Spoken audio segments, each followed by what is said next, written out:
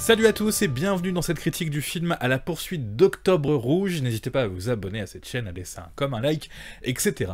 À la poursuite d'Octobre Rouge, adapté du livre du même nom de Tom Clancy, vous raconte les aventures d'un sous-marin soviétique qui va utiliser une nouvelle stratégie, une nouvelle forme de propulsion appelée la chenille. L'avantage de cette... oui, la chenille, c'est drôle. L'avantage de cette propulsion, c'est que ça ne fait pas de bruit.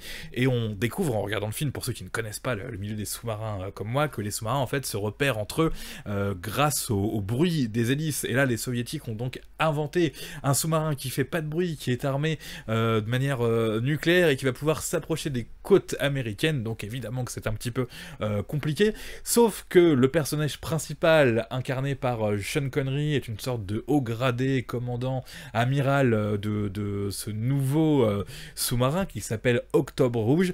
Il décide de quitter les soviétiques, de passer à l'ouest, comme on dit, et de prendre un petit peu en otage son équipage. Il y a quand même des complices à l'intérieur pour rejoindre les États-Unis et passer à l'ouest, tout simplement. Sauf que rien ne va se passer comme prévu pour le coup. Et en plus de Sean Connery, on va suivre un autre acteur charismatique qui joue un agent de la CIA qui a flairé un petit peu le coup de ce sous-marin soviétique qui veut peut-être passer à l'ouest et qui va tout faire pour que les Américains, n'abattent pas ce sous-marin, alors que les Russes eux-mêmes, qui ont compris aussi l'affaire, veulent l'abattre. C'est un film que j'ai trouvé extrêmement intéressant, et je lisais certaines critiques qui datent de la sortie du film, qui disaient que c'était un film où on s'ennuyait non-stop, parce qu'au bout d'un moment, dans le sous-marin, on sait plus quoi faire, il se passe plus rien, et en fait, c'est un peu faux finalement, avec le décalage d'aujourd'hui. Je trouve que au contraire, je sais pas si les sous-marins sont ce qui intéresse le plus les gens dans le monde,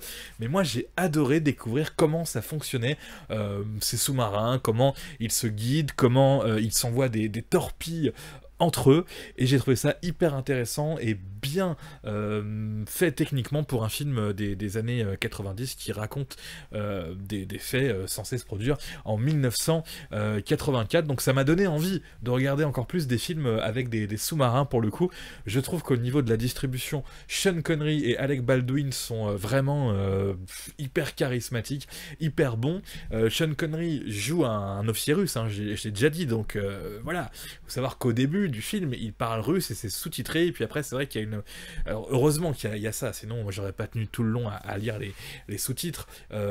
En pleine scène, on lui fait passer comme ça un petit peu naturellement d'une façon de parler en russe à une façon de parler en anglais sans être sous-titré, voire en français si c'est la version française que l'on regarde évidemment.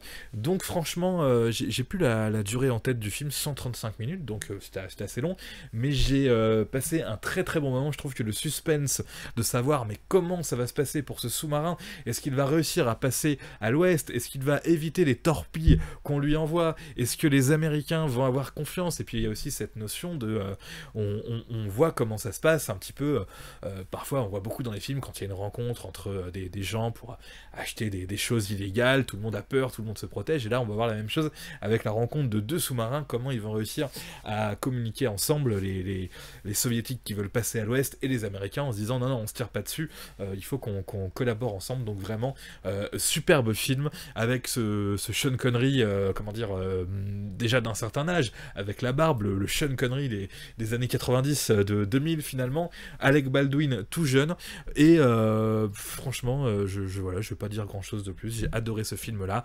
Alors après oui c'est un peu en huis clos, oui on est toujours et on est quand même souvent dans les sous-marins, oui on va avoir des scènes filmées sous l'eau, on voit les sous-marins de façon lointaine en train de se poursuivre, c'est pas ce qu'il y a de plus beau artistiquement. Après il y a quand même une scène par exemple où le personnage d'Alec Baldwin doit rejoindre le sous-marin en arrivant en hélicoptère, il est élitreillé, là techniquement c'est beau, mais c'est vrai que le reste c'est souvent comme à l'intérieur des sous-marins ou des prises de vue à l'extérieur, et on se dit que techniquement c'est pas la folie, mais je trouve que tout cela est vraiment bien fait et illustre hyper bien la vie en sous-marin. D'ailleurs, certaines scènes sont tournées dans des vrais sous-marins. Il faut savoir que l'armée américaine au début n'étaient pas forcément d'accord de faire un film sur ce thème-là, pensant que ça allait révéler des secrets de fonctionnement, des sous-marins, des choses forcément à ne pas mettre entre toutes les mains, et puis finalement il y aura un petit changement de gouvernance à un moment où les producteurs du film arriveront à convaincre l'armée qui au contraire se dira peut-être que ce film donnera envie aux gens de s'engager dans la marine aux États-Unis. Alors je sais pas si c'est un film qui donne vraiment envie de s'engager dans la marine, parce qu'on voit aussi ce côté un petit peu confiné dans le sous-marin, bien que les décors du film soient même les décors sont bien faits, mais apparemment c'est pas, enfin c'est beaucoup trop grand pour être un sous-marin, visiblement. C'est assez exigu, mais il paraît que ce serait encore pire dans un vrai sous-marin. Voilà pour cette critique du film Hop à la poursuite d'Octobre Rouge, avec Sean Connery, Alec Baldwin, mais aussi Scott Glenn, Sam Neill. J'ai oublié de parler de Sam Neill, le Sam Neill de Jurassic Park, qui a un petit rôle secondaire dans ce film, et qui est assez sympathique lui aussi, en officier russe.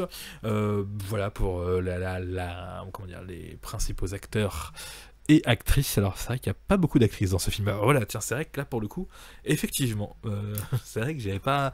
Ça peut être un point faible aussi. Pour le coup, on n'a pas la parité du tout dans ce film, qui est un film de mecs avec des mecs dans des sous-marins. Heureusement, ça a changé depuis. Je suis persuadé qu'il y a maintenant plein de jeunes femmes dans les sous-marins et les navires de guerre, que ce soit français, anglais ou américains ou soviétiques. Merci à vous d'avoir suivi cette critique et au revoir.